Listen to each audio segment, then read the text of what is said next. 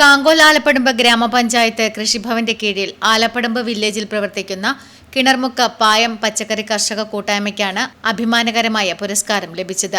2013 ആരംഭിച്ച കർഷക കൂട്ടായ്മയിൽ നിലവിൽ 25ഓളം കർഷകർ സജീവമായി പ്രവർത്തിക്കുന്നു.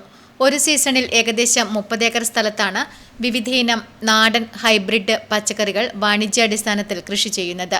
കാലാവസ്ഥയ്ക്കും വിപണി സാധ്യതകൾക്കും അനുസൃതമായി വിവിധ സീസണുകളിൽ വൈവിധ്യമാർന്ന പച്ചക്കറി കൃഷി നടത്തിവരുന്ന ക്ലസ്റ്റർ ഓണം, ക്രിസ്തുമസ്, വിഷു തുടങ്ങിയ പ്രധാന വിപണികൾ ലക്ഷ്യമിട്ടാണ് ഉൽപ്പാദനം ക്രമീകരിക്കുന്നത്.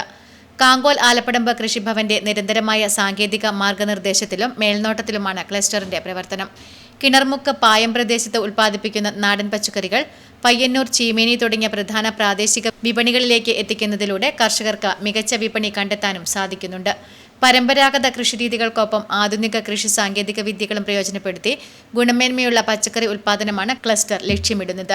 25ഓളം കർഷകരുടെ വർഷങ്ങളായുള്ള കഠിനാധ്വാനത്തിനും വിയർപ്പിനുമുള്ള അംഗീകാരമാണ് സംസ്ഥാന അവാർഡ്. അവാർഡ് പ്രഖ്യാപനം അറിഞ്ഞ ഉടൻ തന്നെ ഗ്രാമപഞ്ചായത്ത് പ്രസിഡന്റും സംഘവും കൃഷിയിടങ്ങൾ സന്ദർശിച്ച് കൃഷിക്കാരുമായി മധുരം പങ്കിട്ട് സന്തോഷം പങ്കുവച്ചു.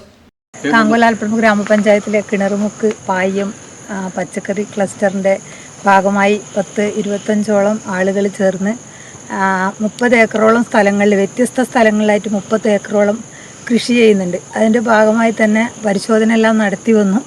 അതിനുശേഷം ഇന്ന് പ്രഖ്യാപിച്ചു, കേരള സംസ്ഥാനത്ത് നമ്മുടെ ഈ ക്ലസ്റ്ററിന് അവാർഡ് കിട്ടിയതായിട്ടുള്ള ഒരു പ്രഖ്യാപനം, സംസ്ഥാന അവാർഡ് കിട്ടിയതായിട്ടുള്ള ഒരു പ്രഖ്യാപനം ഇപ്പം വന്നു കഴിഞ്ഞിട്ടുണ്ട്. അതിൻ്റെ സന്തോഷം പങ്കിടാൻ വേണ്ടി കൃഷിക്കാരുടെ കൂടെ കുറച്ച് സമയം ചെലവഴിക്കാനാണ് ഞങ്ങളിപ്പോൾ ഇവിടെ വന്നിട്ടുള്ളത്.